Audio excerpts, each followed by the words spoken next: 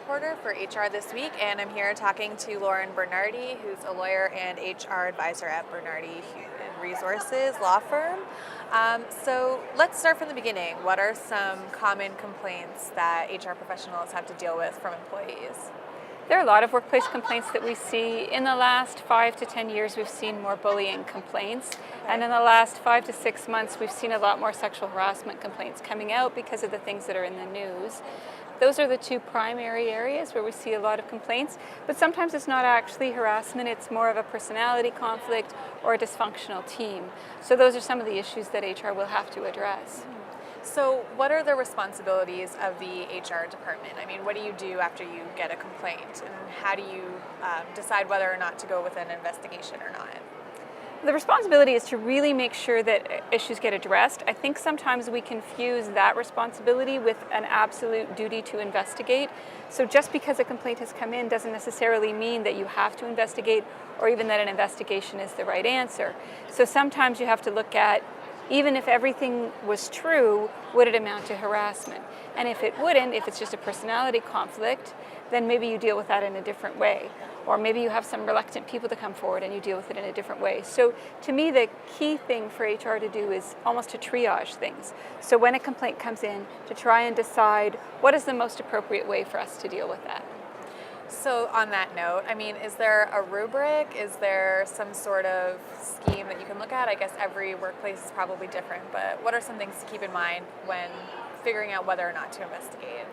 I think the first thing to think about is, if everything could be proven, then would it amount to harassment? So we call that the prima facie test.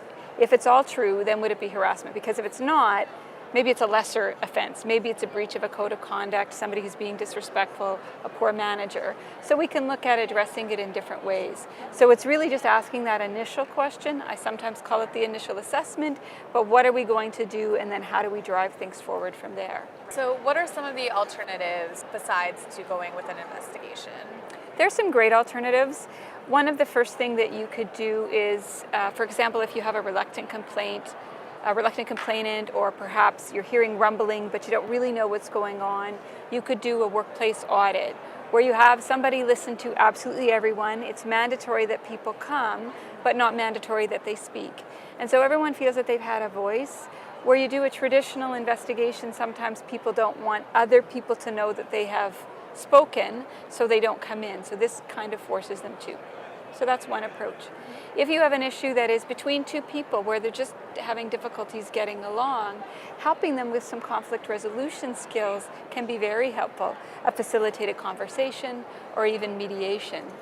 One of the things we tend to do, which is not helpful, is to just tell people, go ahead, figure it out, you're adults now, everybody should just be able to get along. Right. But if people could get along, they wouldn't be coming to their manager with an issue. So sometimes doing that helps to keep it from escalating into a situation of harassment.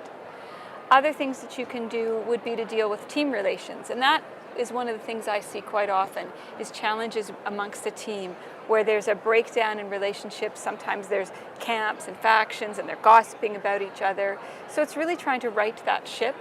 And that can include something like positive workplace training, which we've even done internally in my own firm, where you have people take ownership of their own behaviors, where we're making a commitment to do things like not gossiping or not being negative and complaining all the time. We could commit that into rules of engagement where we talk about what we're going to do on a daily basis. What does respect mean for us? So those are some of the things that can cement team relations. The other thing that is frequently a problem is managers. And managers sometimes are very competitive and dictatorial, and that creates a problem.